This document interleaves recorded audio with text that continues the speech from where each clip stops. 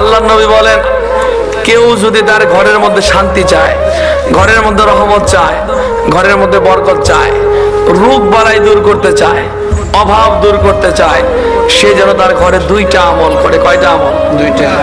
অভাব আমাদের আসতে না নাই, রোগ বালাই আসতে না নাই, অশান্তি লেগেই থাকে, ঝগড়া লেগেই থাকে, ঘরের ভিতর থেকে অশান্তি দূর হয় না।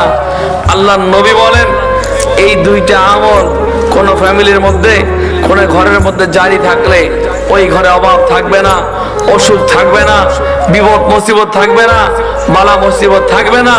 ওই ঘরের মধ্যে আমার আল্লাহকে রহমত এবং বরকত নাজিল হবে। বলেন সুবহানাল্লাহ। কয়টা আমল? দুইটা আমল। এক নম্বরে আল্লাহর নবী বলেন, ওই ঘরওয়ালার মানুষগুলো তারা যেন তাদের ঘরের মধ্যে সালামের প্রচলন করে। বলেন সুবহানাল্লাহ। কিসের আমল? সালাম।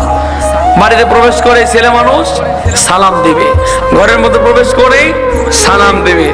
আল্লাহর নবী বলেন, এক নম্বর আমল, যেই ব্যক্তি, যেই ফ্যামিলির মানুষগুলো ছেলে মাকে, মা ছেলেকে, স্বামী স্ত্রীকে, স্ত্রী স্বামীকে, আম্মাজান খাদিজা, আম্মাজান আয়েশা বলেছে, আমরা বিবিরা কোনোদিন আমাদের নবীকে সালাম দিতে পারি নাই।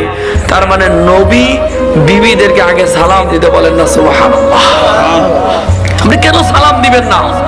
সালামের চাইতে দামি জিনিস কি আছে এই দুনিয়ায়? আসসালামু আলাইকুম ওয়া রাহমাতুল্লাহ।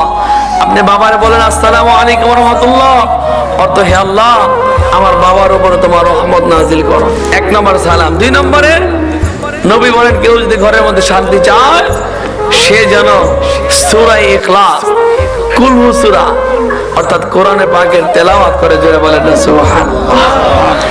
এখানে যারা আসছেন, আমি যখন এখন ইন্টারভিউ নেই, আমি যে প্রশ্ন করি কয়জনের বাড়িতে আজকে শুক্রবার জুমার দিন কোরআন তেলাওয়াত হয়েছে, আমার তো মনে হয় 100 জন যদি লোক থাকেন 95 জনের বাড়িতে কোরআন তেলাওয়াত হয় নাই।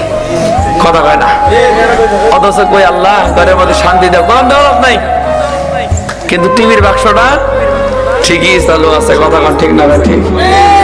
আফসোস, ঘরের ভিতরে কোরআন তেলাওয়াত নাই।